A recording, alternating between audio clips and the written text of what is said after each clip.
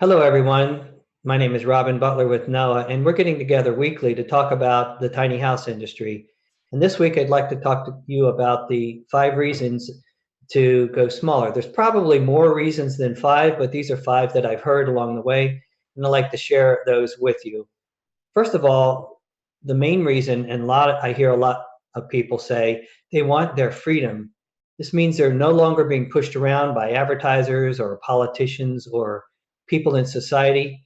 Some people are just not pleased with the way things are running, the way the government's running, or the way the advertisers are pushing them around. And this is played out in the tiny house world. I, I hear this a lot. I'm not happy with the way things are. I'm just one person trying to make a change. So what can I do? And of course, I'd love to see everyone out there voting, but you're only one vote. I'm only one vote. And it's difficult until you get a group of votes together to make a change. And I feel like changes can happen, but if you make changes in your lifestyle, you make a statement. And I think that's what these people who are going for freedom, they're going for freedom of lifestyle. And in this freedom, they're not participating in the system, and they're sort of rebelling against the constant pressure to buy. We're programmed by literature and social media and advertisers to go out and buy more stuff to get things. More is better. They don't want to be herded around like cows, and I don't want to be herded around like cows. I'm with you guys on all of this, but I'd rather design our own life. And I respect the sales world for people letting me know about things I may want or need. But I found out that if I even just look at something on the internet, it follows me around wherever I go. I get pop-ups of ads of people trying, or whoever it is out there trying to get me to buy whatever the heck I looked at. And it just never stops. And that's the world we live in today. And I kind of liken it to the first pioneers of this country. They were seeking freedom, seeking to run away from oppression. And they felt like the only way they could do was to come to this world and start a new one. And they knew things were going to be rough and tough, but they were willing to pay the price for that freedom. And so I feel like the tiny houses are there also. Now I'd like to talk to you a little bit about the money side of things.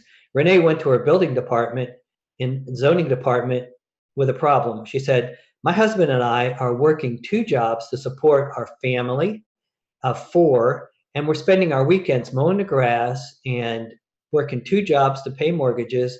We want our life back. Could a tiny house community be the answer? The Rockledge department agreed, and Rockledge, Florida passed some of the first legislation to allow tiny houses on wheels to be lived in legally. It was called a pocket community. To get everything we need in a quality home costs less when you go tiny. A tiny house, however, may cost more per square foot, but overall it costs less. The tiny house has all the systems that a big house has: electrical, plumbing, a place to eat, a kitchen, a bathroom, air conditioner or heater. It has all of those, and yet it's packed into a small space to make it mobile. But compared to a foundation home, it does cost more per square foot, but you're paying a lot for air in the foundation home. And so it's really a better deal, in my opinion, to go smaller. And it certainly does save you money in the long run if you can afford to go tiny and not have to pay a 30-year mortgage. So by choosing to downsize and get small, you're not only have less stuff to be concerned about, but if you can buy for cash. And if you can't, you can borrow the money if you can and pay it off quickly. It's more like a car loan than it is like a house mortgage. With these changes, you have to be able to change your spending habits. If you can live in a consumptive lifestyle, even though you go tiny, you're just going to end up in the same position you were when you started. So let's talk about a couple of other options to go smaller or to downsize. We've been talking about small, towable, tiny houses on wheels. However, if you're not planning on moving much or at all, there are a couple other options. Number one, you can make your house wider than 8'6". Yes, you're going to need a special use permit to move it. However, a $35 permit is not that much money when you're thinking about only moving it once or twice in a lifetime. And there are those that just want bigger than 399 square feet. And for them, a small home, either on a foundation or a skid home, might be the ticket. In the Rockledge Pocket Neighborhood Ordinance, the city defined a tiny house as something between 170 and 1,100 square feet. And in most circles, a small house is considered 1,000 feet or less. So why not downsize to a smaller home, maybe 650 square feet, that meets your family needs, and you're still meeting the requirements of you and your family, and it's going to be less to build that home, and you'll reap some of the benefits of going tiny. But let's get back to the real matter. Why do people live in tiny houses on wheels? There are some that are concerned about our planet.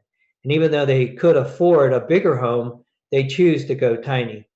A bigger home requires maintenance, usually more upfront money, and it's going to cost more per month in a mortgage. It uses a lot of energy and resources, not only to build, but also to live in. Our electric bill in our tiny house was only $20 a month for the utilities, and we were all electric. It's great to see a $20 or $25 electric bill and clean your house in 20 minutes.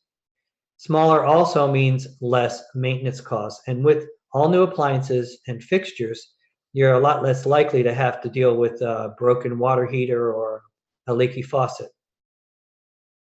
I'd like to share with you now, leading into our next topic, which is accessory dwelling units, Heath's story. Heath was surprised to find that her utility company came onto her property, not on the right-of-way, and damaged her water line unbeknownst to her. The basement became flooded, and soon there was mold, not only in the basement, but also in the drywall, creeping up the drywall in the upper level of her home. She approached her building department about buying a tiny house on wheels while she dealt with the problem in her unhealthy to live in house. They were positive toward the idea at first, so she went and bought a tiny home on wheels and moved it onto the property. The building officials inspected the home, and they looked at the digitized third inspection of the build as it was being built with a plethora of photos and videos, and it looked good to them with just a few minor changes. Then came a letter from the state indicating that only modulars and manufactured houses could be brought into the state to be lived in full time. However, the local building official has the final say in the matter. He is what we call the authority having jurisdiction. And especially considering the circumstances, he has decided to defend this unit as suitable for full-time habitation and is allowing it to be an ADU, accessory dwelling unit. Also, accessory dwelling units in areas where they're devastated by either storm or fire is an affordable housing crisis. It's a great option to add a tiny house on the side yard or the backyard. That really makes sense. Or let's take this scenario. The kids are grown and they're gone. My spouse has passed away.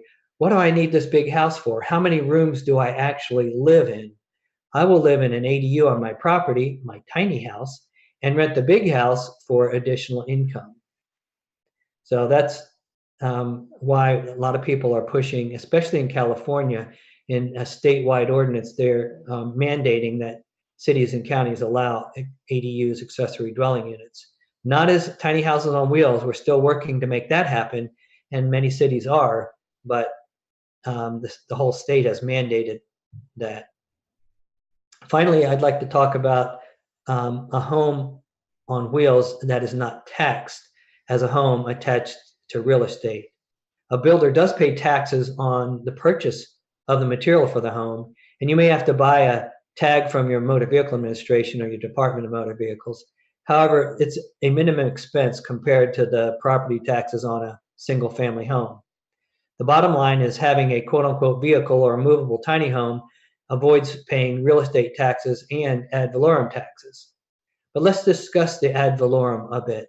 The person or people that live in a tiny house still use the roads to drive on, the police department, the fire department, And if you have children, you're still using the educational system. It's a right thing to do to have to pay a fair portion of these services, in my opinion. So if we can figure out that part of the equation, I think the municipalities will be a lot more lenient and more likely to allow you to live in a tiny house on wheels, or a tiny house on foundation, or a tiny house on skids. But in conclusion, I'd just like to wrap up by saying no longer do we need to keep up with the Joneses. I don't even know who the Joneses are, but we've been taught to keep up with the Joneses. The tiny house movement is all about looking at your life, at your lifestyle, your budget, your income, and deciding to live within your means, even if it means a tiny house and thereby getting your life back, or looking at the planet and deciding, hey, I want to do my part. Well, this is Robin Butler with NOAA, and I'd like to invite you to come next time when we talk about another topic next week, and I'll see you then.